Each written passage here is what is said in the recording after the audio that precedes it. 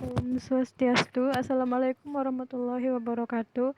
Perkenalkan, saya Aisyah Yuliani, NIM 19120111024. Pada kesempatan kali ini, saya akan membahas mengenai rasional pengembangan kurikulum 2013. Adapun latar belakang perlunya perkembangan rasional kurikulum 2013. Kurikulum yang dikembangkan berbasis kompetensi sangat diperlukan untuk mengarahkan peserta didik menjadi satu, manusia berkualitas yang mampu menjawab tantangan zaman; dua, manusia terdidik yang beriman dan bertakwa kepada Tuhan serta berilmu; tiga, warga yang demokratis dan bertanggung jawab. Adapun rasional pengembangan kurikulum 2013, yang pertama ada tantangan internal, yang kedua ada tantangan eksternal, yang ketiga ada penyempurnaan pola pikir, yang keempat ada penguatan tata kurikulum, dan yang kelima ada pendalaman dan perluasan materi. Selanjutnya, tujuan kurikulum 2013. Tujuan kurikulum 2013 yaitu untuk mempersiapkan insan Indonesia supaya memiliki kemampuan hidup sebagai pribadi dan warga negara yang beriman, produktif, kreatif, inovatif, serta mampu berkontribusi pada kehidupan masyarakat. Adapun kerangka dasar kurikulum 2013. Landasan kurikulum 2013 yang pertama ada landasan yuridis, yang kedua ada landasan filosofis, yang ketiga ada landasan empiris, dan yang keempat ada landasan teoritik. Selanjutnya ada karakteristik kurikulum. Kompetensi untuk kurikulum 2013 dirancang sebagai berikut. Yang pertama, isi konten kurikulum dinyatakan dalam bentuk kompetensi inti dan dirinci lebih lanjut dalam kompetensi dasar atau KD. Yang kedua, kompetensi inti dan kompetensi dasar di jenjang pendidikan menengah diutamakan pada ranah sikap, sedangkan pada jenjang pendidikan menengah pada kemampuan intelektual. Yang ketiga, ada rencana pelaksanaan pembelajaran dikembangkan dari setiap kompetensi dasar yang untuk mata pelajaran dan kelas tersebut. Selanjutnya ada proses pembelajaran. Pembelajaran intrakurikuler didasarkan pada prinsip berikut.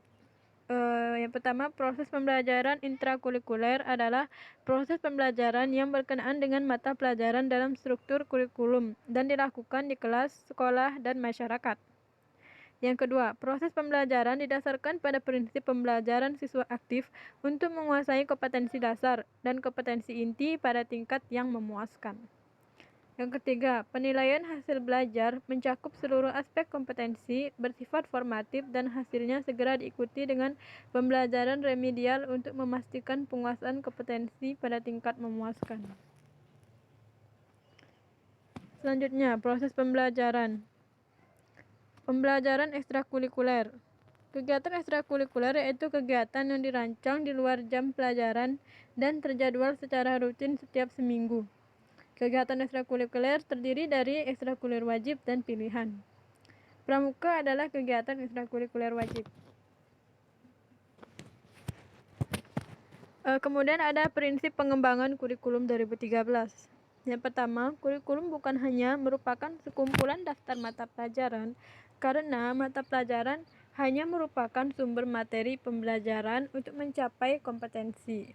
Yang kedua, kurikulum didasarkan pada model kurikulum berbasis kompetensi.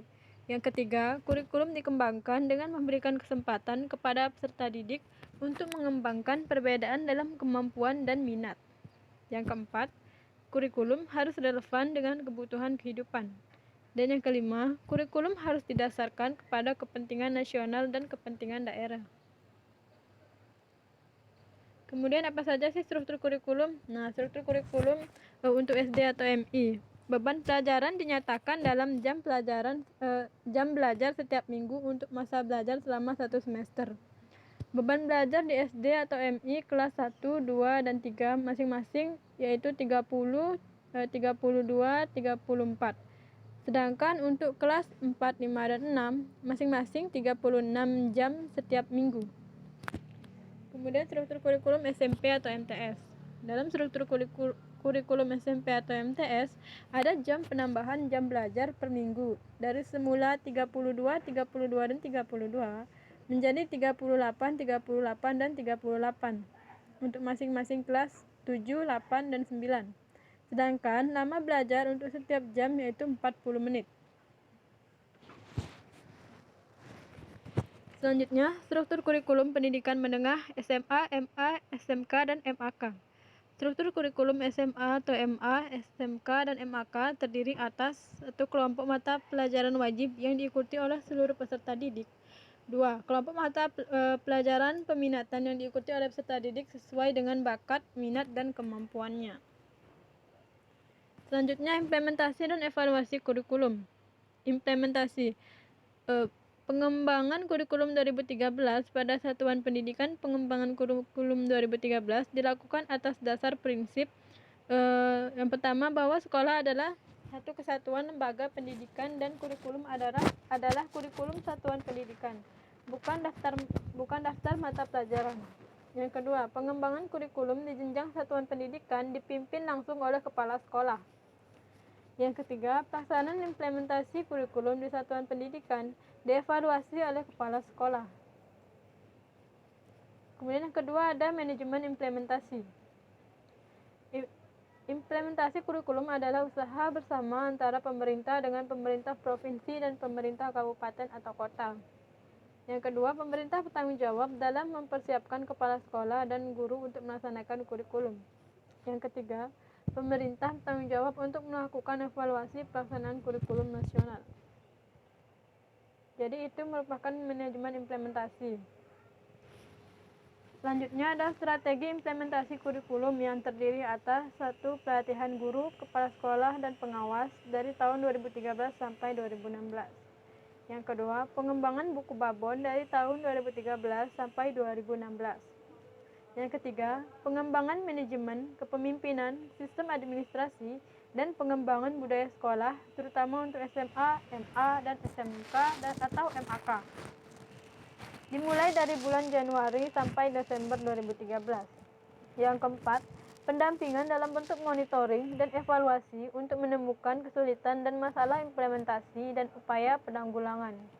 Juli 2013 sampai 2016. Selanjutnya ada evaluasi kurikulum.